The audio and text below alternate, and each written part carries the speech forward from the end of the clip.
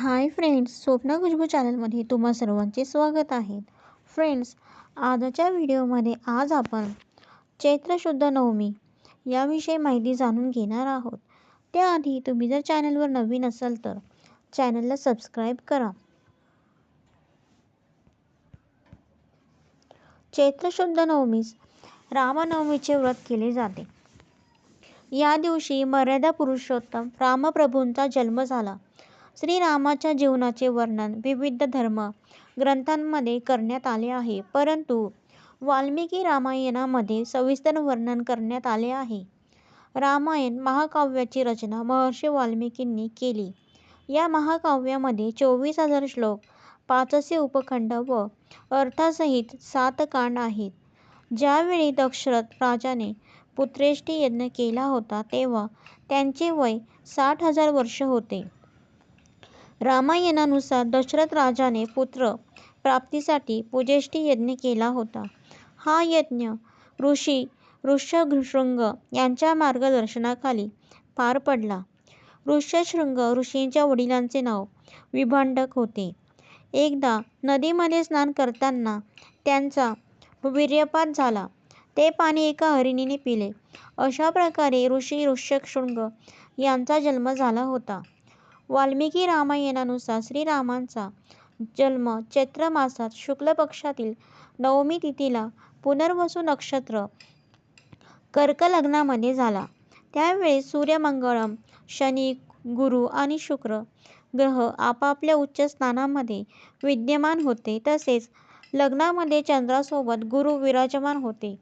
भरतचा जन्म पुष्य नक्षत्र तसेच मीन लग्नामध्ये झाला. लक्ष्मण आणि शत्रुघ्न यांचा जन्म आश्लेषा नक्षत्र व कर्क लग्नामध्ये झाला. त्यावेळी सूर्य आपल्या उच्च स्थानांमध्ये विराजमान होते.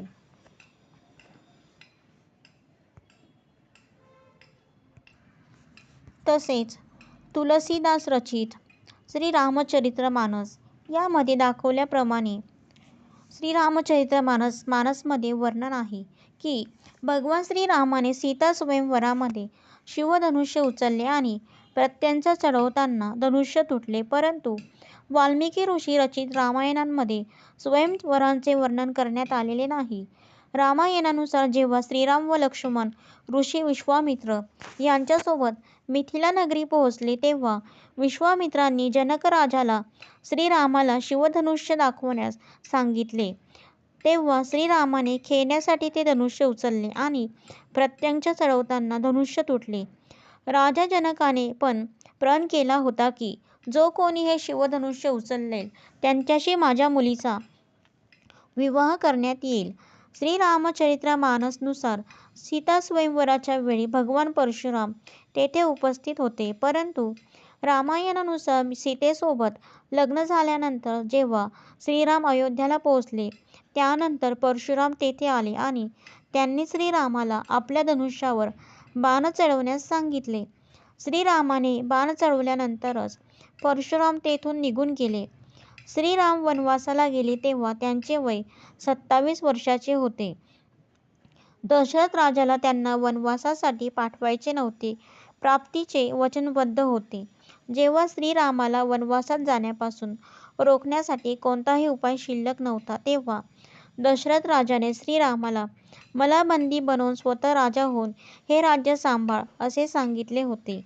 जेव्हा लक्ष्मणाला श्रीरामाच्या वनवासाची बातमी समजली तेव्हा ते खूप क्रोधित झाले आणि आपले वडील दशरथ राजाविरुद्ध युद्ध करण्यास सज्ज झाले. परंतु श्रीरामाने समजून सांगितल्यानंतर लक्ष्मणाचा क्रोध शांत झाला. श्रीरामाला वनवासात त्रास होऊ नये म्हणून दशरथ राजाने त्यांना धनधान्य, ऐश्वर्य, रथ, सामान देण्याचा निर्णय केला. परंतु कैकेयीने या गोष्टीला विरोध केला. आपले वडील दशरथ राजाच्या मृत्यूचा आभास भरताला पहिलेच एका स्वप्नाच्या माध्यमातून झाला होता. स्वप्नामध्ये दशरथ राजाला काळे वस्त्र परिधान केलेले त्यांनी पाहिले होते. त्यांच्यावर पिवळ्या रंगाची स्त्री प्रहार करत होती. स्वप्नामध्ये राजा दशरथ लाल फुलांचा हार घालून, लाल चंदन लावून गाढ झोपलेल्या रथातून वेगाने दक्षिण यमाची दिशेकडे जात होते. हिंदू धर्मग्रंथांमध्ये 33 कोटी देव असल्याची मान्यता आहे, परंतु रामायणाच्या अरण्यकांडातील 14व्या अध्यायातील 14व्या श्लोकामध्ये 33च देव सांगण्यात आले आहेत. यानुसार 12 आदित्य, 8 वसु, 11 रुद्र आणि 2 अश्विन कुमार असे एकूण 33 देव आहेत. सीताहरण केल्यानंतर रावणाला जटायू नावाच्या पक्षाने अडवण्याचा प्रयत्न केला होता. रामायणानुसार जटायूचे वडील अरुण आहेत. अरुण सूर्यदेवाच्या रथाचे सारथी आहेत. हे तर सर्वांनाच माहिती आहे की लक्ष्मणाने शूर्पणखेचे नाक कापल्यानंतर क्रोधित झालेल्या रावणाने सीताहरण केले, परंतु स्वतः शूर्पणखाने रावणाला त्यांचा सर्वनाश होईल असा शाप दिला होता. रावणाची बहीण शूर्पणखाच्या पतीचे नाव विद्युतजिह्न होते. तो कालकेय नावाच्या राजाचा सेनापती होता. जेव्हा रावण विश्वविजयासाठी निघाला तेव्हा कालकेय राजासोबत त्यांचे भयंकर युद्ध झाले. या युद्धामध्ये रावणाने विद्युतजिह्नाचा वध केला. तेव्हा शूर्पणखाने मनातल्या मनात रावणाला शाप दिला की माझ्यामुळे तुझा सर्वनाश होईल. ज्या दिवशी रावणाने सीतेला अशोक वाटिकेमध्ये ठेवले होते त्याच दिवशी रात्री ब्रह्मदेवाच्या आदेशानुसार देवराज इंद्र सीतेसाठी खीर घेऊन गेले होते. पहिल्यांदा इंद्राने अशोक वाटिकेतील सर्व राक्षसांना संमोहित करून झोपी घातले. त्यानंतर सीतेला खीर अर्पण केली. ती खीर खाल्ल्यानंतर सीतेची भूक तहान शांत झाली. सीतेचा शोध करत असताना श्रीराम आणि लक्ष्मणाने पहिल्यांदा कंबंद नावाच्या राक्षसाचा वध केला. एका शापामुळे कंबंद राक्षस झाला होता. श्रीरामाने त्याचे शरीर अग्नीला समर्पित केल्यानंतर तो शापमुक्त झाला. कंबंदाने श्रीरामाला सुग्रीवाशी मैत्री करण्यास सांगितले होते. श्रीरामचरित्र मानसनुसार समुद्राने श्रीरामाला लंकेत जाण्यासाठी मार्ग देण्याचे नाकारले होते. तेव्हा लक्ष्मण खूप क्रोधित झाले होते, परंतु रामायणामध्ये दिलेल्या माहितीनुसार भगवान श्रीराम समुद्रावर क्रोधित झाले होते आणि त्यांनी समुद्रातील पाणी आटवण्यासाठी बाणही सोडले होते. तेव्हा लक्ष्मण आणि इतर लोकांनी श्रीरामाला शांत होण्याची विनंती केली.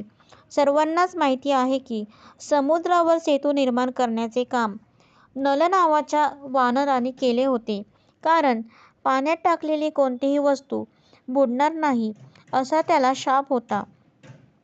वाल्मिकी रामायणानुसार नल देवतांचे शिल्पी विश्वकर्मांचे पुत्र होते आणि ते स्वतः शिल्पकलेत निपुण होते. आपल्या याच कलेने त्यांनी समुद्रावर सेतू निर्माण केला. रामायणानुसार समुद्रावर सेतू बांधण्यासाठी 5 दिवस लागले होते. पहिल्या दिवशी वानरांनी 14 योजन, दुसऱ्या दिवशी 20 योजन, तिसऱ्या दिवशी 21 योजन, चौथ्या दिवशी 22 योजन आणि 5व्या दिवशी 23 योजन सेतू बांधला होता. अशा प्रकारे एकूण 100 योजन लांबीचा हा सेतू होता. एकदा रावण महादेवाला भेटण्यासाठी कैलाश पर्वतावर गेला होता. त्या ठिकाणी नंदीला पाहून रावणाने नंदीच्या रूपाची खिल्ली उडवली आणि त्यांना वानरासारखे तोंड असलेला असे संबोधले.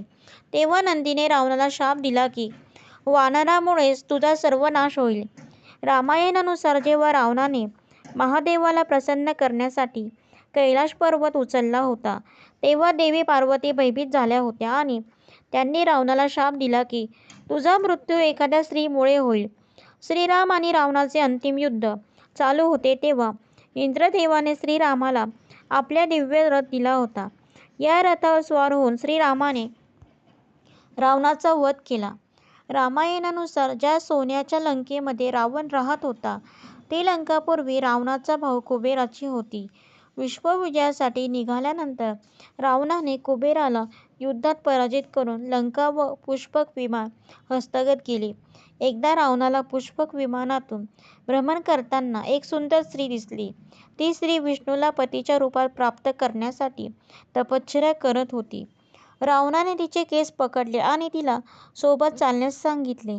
त्याच क्षणी त्या तपस्विनीने स्वतःचा देहत्याग केला आणि रावणाला शाप दिला की एका स्त्रीमुळे तुझा सर्वनाश होईल. तर फ्रेंड, अशा प्रकारे ही कथा समाप्त होत आहे. तुम्हाला जर माझा व्हिडिओ आवडला असेल तर लाईक करा, शेअर करा, सबस्क्राईब करा. पुन्हा भेटू एका नवीन व्हिडिओसोबत. तोपर्यंत बाय.